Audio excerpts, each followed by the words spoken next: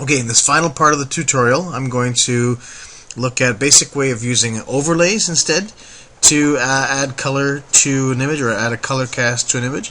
This gives us a great deal of control because we can apply the overlay either directly to the whole image or to parts of the image, and we can tweak that from there. It also gives us a great amount of control afterward if we're not sure if we want to use that particular color, if we have a choice, or if we want to use a series of colors. The overlay allows us to change that color really quickly. So it's really simple to do.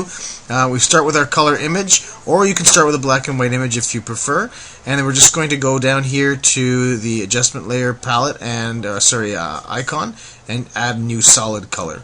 And so we get a solid color picker. We're going to just choose from our color library one more time, 307, and away we go. We've got our color picker there. By the way, we want to get rid of these eyedroppers. If you do want to get rid of them, you can just sort of hold down the command key with the eyedropper tool selected, and we can select them and just basically drag them off the page and get rid of them that way. Okay, back to what we're doing. So we've got this color fill. Now it's really easy. We just go to the blend mode for that layer. Normal, we're going to change that to overlay mode. And instantly you can see that color cast has been applied. Now that's not going to be the exact same look, and this certainly will not measure out to the hue value of 202 that we were looking for in the previous part of this tutorial.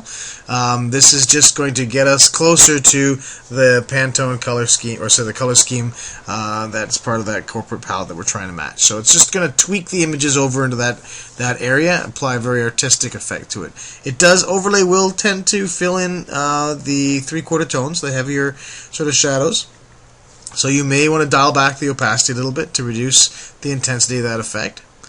Or you can consider another blend mode. Instead of overlay, look at other ones such as soft light, which is going to be a reduced effect as well.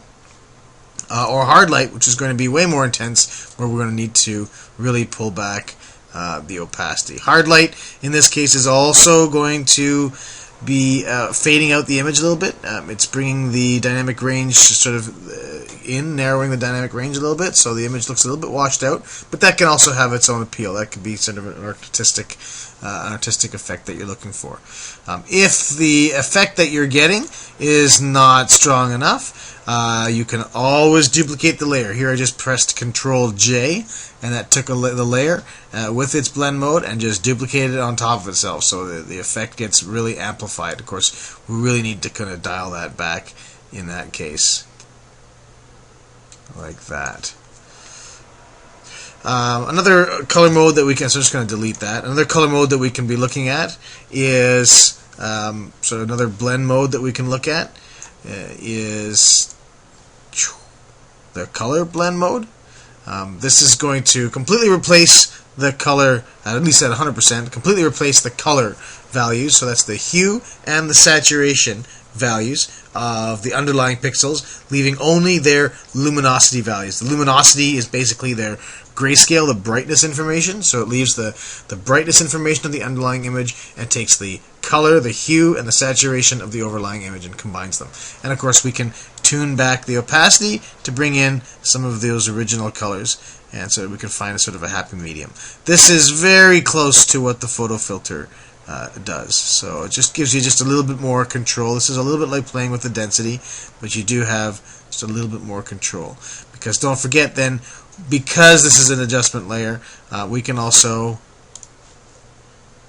brush in. If we wanted to, we could brush a specific part of this image. Oh, no, I don't know what you think you're doing. Clearly I haven't clicked on the right thing. There we go. And we're going to just reset our default colors and choose a more reasonable brush size, and maybe feather that sucker out a little bit. And see, what you can see here is that what I'm doing here in a very rough way is I'm masking out. Oh, I got some crazy hair to deal with. Don't want to be doing that. Why did I choose this image? You know, my hair is nice and shaved now. Would have been a lot easier to close crop, but no, I had to get this funky artistic version of myself for the tutorial.